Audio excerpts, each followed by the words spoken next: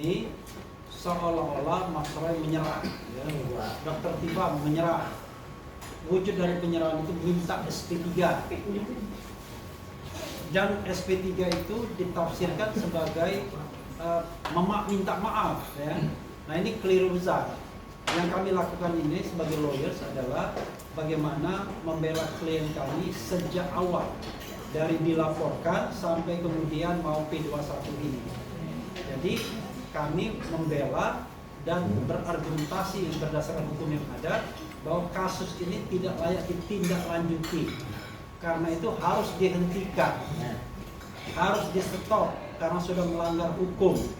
Kami bukan meminta tapi mendesak, demi hukum kasus ini harus segera dihentikan. Ada yang mengatakan, loh kalau memang merasa kuat, kenapa dihentikan? Saya bilang ini orang bodoh yang mengatakan demikian. Berpikir nggak kasusnya ini kasus pidana? Kalau lanjut ke persidangan, Mas Roy akan pakai rompi orange dan mungkin ditahan. Jadi kalau ada yang mau mendorong Mas Roy pakai rompi orange dan ditahan, itu orang bodoh rasanya, ya. Jadi apa yang ingin kami lakukan? Menunjukkan bahwa from the beginning bahwa penersangkaan sebelumnya pelaporan itu tidak layak bagi kasus-kasus dalam dimensi konstitusional dan hak asasi manusia. Tapi bagaimana pembuktiannya dengan ijazah Jokowi? Banyak forum untuk membuktikannya, baik on court maupun out of the court. Jadi ke KPU kita bisa membuktikan, ke Petun kita bisa membuktikan, gugatan perdata kita membuktikan, ke Bareskrim ada tim pemburu ijazah palsu. Rizal Fadila sudah ke Bareskrim lagi untuk membuktikan secara genuine apakah ijazah Jokowi palsu atau tidak. Jadi bukan konsentrasinya pada menersangkakan atau mendakwa nanti Mas Roy dan mudah-mudahan tidak pernah terjadi, dan termasuk juga Dr. Tifa. Paham ya teman-teman sekalian? Jadi bukan meminta mengemis apalagi minta RJ dan lain sebagainya. Tidak. Kita tetap on the right track untuk membuktikan ijazah itu asli palsu di forum yang sesungguhnya. Karena itu silakan nantikan kaos apa yang akan dipakai. Intinya bukan itu. Baik. Assalamualaikum warahmatullahi wabarakatuh. Waalaikumsalam. Selamat sore semuanya. Pertama-tama terima kasih atas semua statement, semua dukungan, bantuan dari para lawyers yang luar biasa di bawah Mas Refli Harun di sini, dan yang hari ini juga menyampaikan beberapa hal yang detail, ya, untuk memudahkan masyarakat menerima apa yang tadi disampaikan. Saya akan sedikit meresum sedikit apa yang dilakukan semua. Pertama-tama, yang tadi terakhir diterangkan oleh Pak Al-Katiri dan juga Pak Ramdan adalah perjalanan ketika saya dan Dr. Tifa itu mengajukan permohonan kepada Komisi Informasi Pusat DKI Jakarta, ya, Komisi Informasi DKI Jakarta, dan sudah muncul yang namanya Akta Registrasi Sengketa.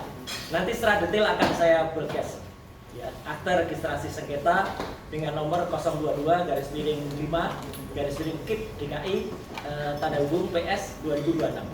Ya, ini intinya adalah yang mengajukan dua orang, saya dan Dr. Tifa Usia Tiasuma. Untuk yang teradu adalah Kepolisian Daerah Metro Jaya selaku termohon. Intinya kami minta daftar dari barang-barang bukti yang ada, karena selama ini yang diterima itu adalah daftar yang dihitamkan, daftarnya saja dihitamkan, apalagi isinya.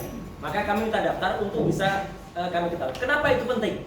Ini sangat berhubungan dengan statement Dr. Tifa di tempat ini kemarin, ya. Jadi ini sekaligus menegaskan kita ini semua sama, ya, baik tim TPDT, Troya, Tokham maupun juga tim dari teman-teman sebelah, ya, timnya Pak Kosimudin.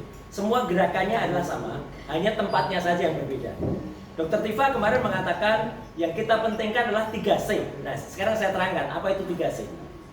3C yang pertama adalah clean dokumen. Jadi apa yang nanti kita butuhkan adalah dokumen yang benar-benar bersih, dokumen yang bukan dokumen yang asal diunggah.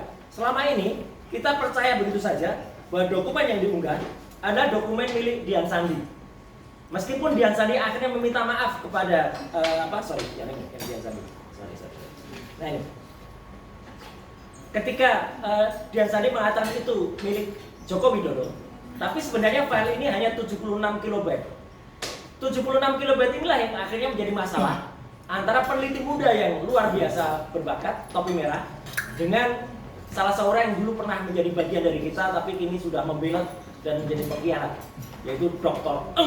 Rismond Masikola Sianuan harus begitu cara ngucapinnya, soalnya dia minta disebut namanya secara jelas. Kalau ada si Omon atau zombie marah, ya udah Dr. Ya. Nah itu kenapa kemudian Dr. tadi bisa menampilkan yang namanya emboss? Gak mungkin. Topi merah sudah menjelaskan dengan sangat detail, ya, bahwa file sebesar hanya 76 kilobyte itu kalau dibesarkan itu pecah. Logikanya sederhana. Teman-teman dapat WA, gambar di WA yang ukurannya hanya di bawah 100 kilobyte, coba dicetak poster atau dicetak spanduk, pecah.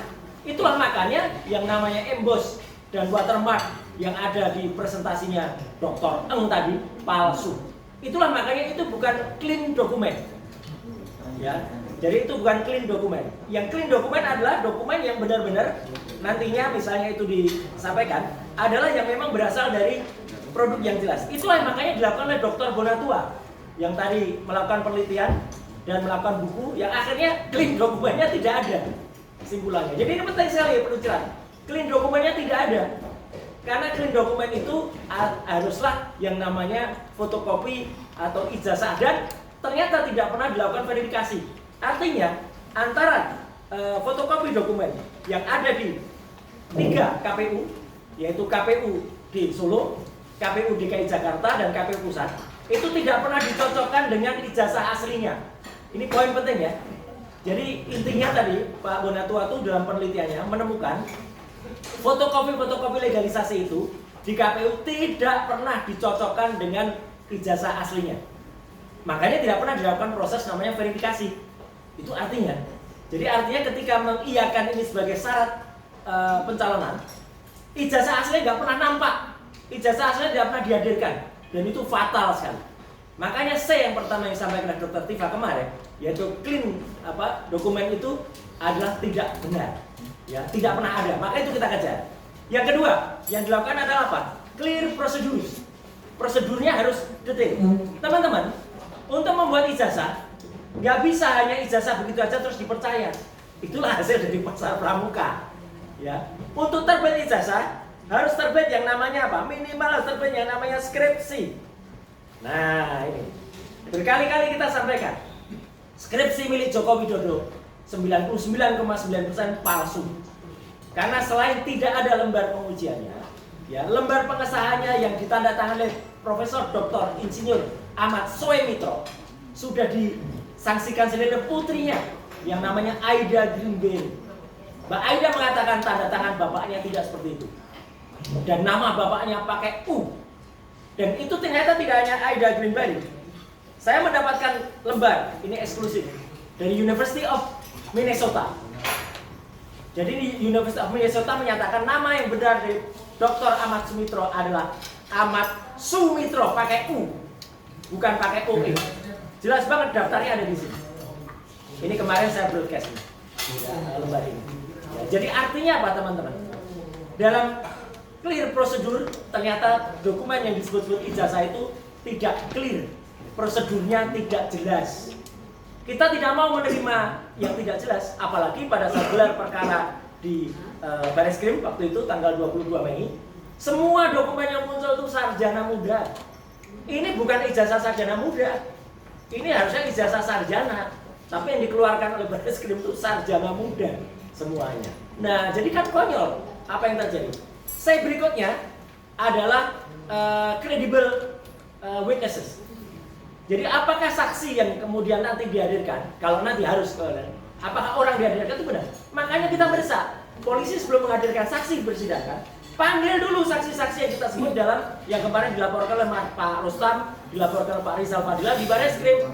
Kan nama-nama sudah muncul terus itu, ya kan? Apakah itu Pak Bitor selaku yang mengungkap nama, terus ada nama Eko, ada nama Pak Iman, ya, ada nama Pramono dan lain sebagainya, ya. Itu semua harus dipanggil nama-nama itu. Itu jelas menunjukkan pasar pramuka. Apalagi tadi penelitian Pak Dr. Bonatua sempat juga meneliti ketika pasar pramuka sebelum terbakar. Jadi teman-teman semua, 3C yang kemudian disampaikan oleh Dr. Tifa kemarin itu adalah hasil pemikiran kita sejalan dengan apa yang kita lakukan semua ini. Makanya secara detail Pak Dr. Bonatua meneliti soal ijazah yang ternyata tidak pernah ada, kemudian dari KIP Pak Al-Katiri dan teman-teman mengejar ke sana ya, Pak Al-Katiri dan Pak Ramdan, Pak Dr. Bonatua dengan Pak Komarudin. Kemudian di CLS kita gugat yang namanya prosedur, karena itu penting banget menggugat prosedur di CLS. Karena seperti tadi yang disampaikan Mas Refli dan juga Pak Dr. Didit ya, Polda Metro Jaya telah menyisipkan pasal-pasal yang paling fatal adalah pasal 32 dan 35 ya, dari Undang-Undang ITE, yang itu sebenarnya sangat-sangat fatal karena itu sangat-sangat diselundupkan, karena tidak ada yang kita lakukan terhadap dokumen ini. Karena yang beredar itu adalah dokumen milik Dian Sandi, dan dokumen milik Dian Sandi pun itu ya tidak asli. Kalau pasal 35 berarti kita membuat dokumen itu seolah-olah asli, padahal tidak sama sekali. Nah, jadi itu inti yang ingin disampaikan pada saat ini. Dan saat ini juga saya ingin menyampaikan teman-teman semua, hari ini sudah hari Jumat tanggal 15 Mei, dan Jumat ini adalah hari biasanya terakhir dalam pekan ini, dan saya ingin menantang juga, atau kami ingin menantang ya, omongan-omongan celoteh para termul yang mengatakan bahwa minggu lalu pasti bahkan ada yang mengatakan awal minggu depan sudah P21 ya, bahkan ada Mak Lampir yang jual